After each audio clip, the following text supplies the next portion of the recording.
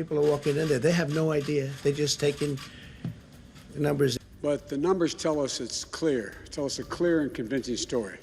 As presidential ballots continue to be counted in key states, President Trump makes allegations of election fraud, while Joe Biden's team believes they're close to taking the White House. Plus, Spokane and the Panhandle region both reporting a new single-day record spike tonight. We'll break down those numbers. As temperatures cool down for this weekend, some areas might be seeing snow this weekend as well, and not just in some mountainous areas.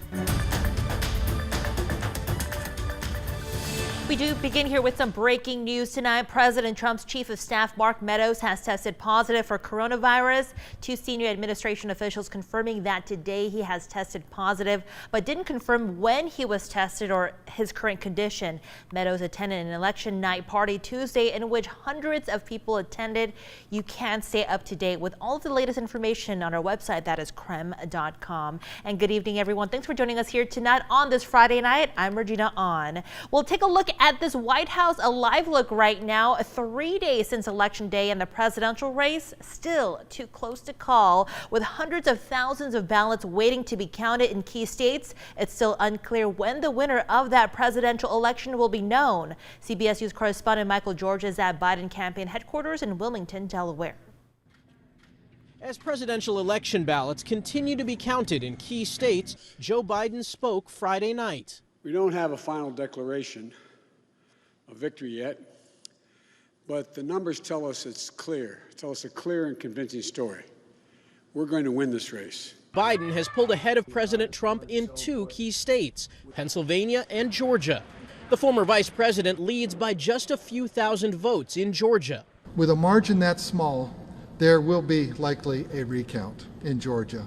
As soon as the Democratic challenger pulled ahead in Pennsylvania Friday morning, the Trump campaign issued a statement. This election is not over. On Thursday, the president made unsubstantiated allegations of election fraud without providing evidence. Friday evening, he tweeted, "I had such a big lead in all of these states late into election night, only to see the leads miraculously disappear as the days went by. Perhaps these leads will return as our legal proceedings move forward." But even Senator Lindsey Graham, a key Republican ally, said the president needs to present evidence of wrongdoing. I think we need to point to instances that are specific. While Joe Biden watches the results here in Wilmington, Delaware, his campaign officials are already starting to work on a transition team. Around the country, supporters of both candidates continue to protest. From a Count Every Vote parade in Washington, D.C., to the Maricopa County Election Office in Phoenix, Arizona. He's the one who's going to fight. I mean, it's Trump. Biden is also ahead in Arizona and Nevada, while President Trump is still leading the vote count in the battleground state of North Carolina. Michael George, CBS News, Wilmington, Delaware. All right, turning now to coronavirus headlines. Cases of COVID-19 are on the rise across the inland Northwest. Spokane Regional Health is reporting the highest single-day spike in coronavirus cases since the pandemic began. 187 new cases in the last 24 hours. Also new here tonight, 3 new deaths have been reported. Currently, 46 Spokane County residents are in the hospital. Over the state line now in North Idaho, the Panhandle Health District reporting 210 new cases. Today marks the highest number of recorded cases for North Idaho. There are 2 new deaths. Currently, 47 Kootenai County residents are hospitalized. Well, 3 complaints have been filed with the State Board of Health against Amelia Clark for her handling of Dr. Lutz's firing. The complaints allege Clark broke state law by making the decision to fire or ask for Lutz's resignation before a public meeting with the board. The Washington Board of Health will review those complaints during their meeting next Monday. Our Ian Smay has more details on who wrote those complaints and what they hope to achieve. When news broke of Dr. Lutz's firing last week, concerns quickly arose about the legality of the process. Even Spokane City Council President Brianne Beggs, who was on the board, released a statement expressing concern that Health Administrator Amelia Clark may have violated the Washington Open Public Meetings Act. This was due to reports that the decision to fire Lutz had been made behind closed doors. And now, 3 complaints have been made to the Washington State Board of Health against Clark for this very reason.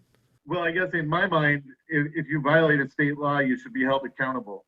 If we allow things like state law to be violated and people aren't held accountable, then they continue to break the law. Former City Council President Ben Stucker says he was astounded when news broke of Lutz's firing. But he's not the only one to make a complaint with the State Board of Health. Maria Howard, who works as an ethicist with the Spokane Regional Health District, also filed 2 complaints. One of those complaints was signed by 3 others, while the other one was on behalf of 163 academics. This is not merely just me and 3 others, but this is several hundred people who have recognized that there's been a violation, or we think that there's been a violation of this particular law. My reaction, honestly, wasn't all that surprised.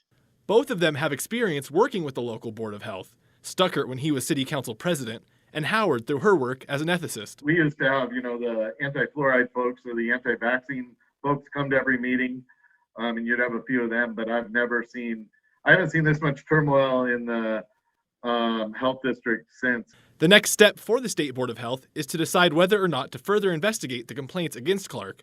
But even if the board decides to investigate the matter further, it's currently unclear what would be done.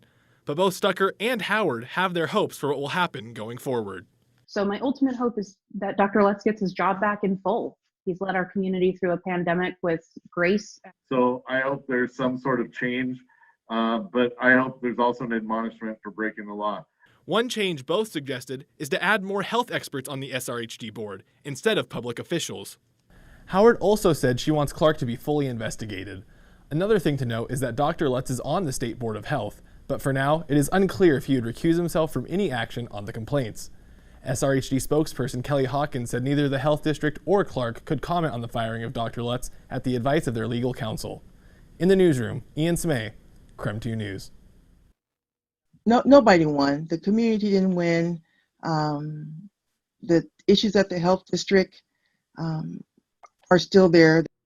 Well, one day after the Spokane Regional Health Board voted to fire Health Officer Dr. Bob Lutz, we are hearing from some of those board members, including members who voted against the firing of Dr. Lutz. What you want from your public health officer is the unvarnished medical opinion they have about what will support public health.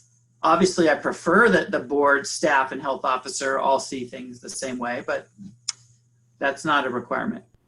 And just yesterday, 120 Spokane Regional Health District Union members submitted a vote of no confidence in SRHD's administrator, Amelia Clark. They feel the lack of transparency in the situation has just been shocking.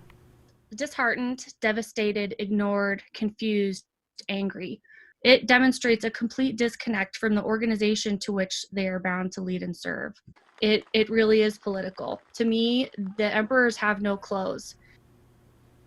Well, KREM 2 is committed to getting you the answers you need about Spokane County's top health officer. You can stay up to date on the latest by texting the word Lutz to 509-448-2000. All right, turning the page now to weather. We finally made it to Friday, everybody, but it was pretty chilly today. However, kind of mild throughout the week, wasn't it? But things are about to change. So to talk more about that, let's head over to Thomas Patrick, who is out on the Outdoor Weather Center for us here tonight.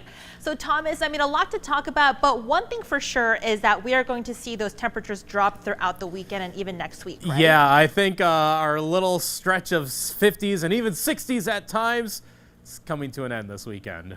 That's kind of sad, but it's okay. It's November. Yeah, it is November after all, so got to enjoy that. And even the rainfall from the last couple of days, yeah, it always feels a little bit colder, but at least it was rain, because we know if it's even colder yet, it can be snow. But with the colder weather coming into play, we do have to mention more snow chances later on in the forecast, but not for tonight. All that rain has thinned out, especially over the Palouse, where it has been heaviest, especially yesterday. That leftover moisture is in the form of fog, especially near the Pullman and Moscow areas. As of right now, saw a few reports of especially some foggy roads, especially Highway 195 getting impacted quite heavily down on the Palouse. 38 degrees right now in Spokane. I think it's going to be a more typical November weekend ahead of us, but look at Sunday. There are some snow shower chances, mainly for North Idaho, but Spokane will pick up a small chance ourselves, and this is just the first of what could be several chances of not just snow, but precipitation overall for this upcoming week. So I'll show you how heavy that could be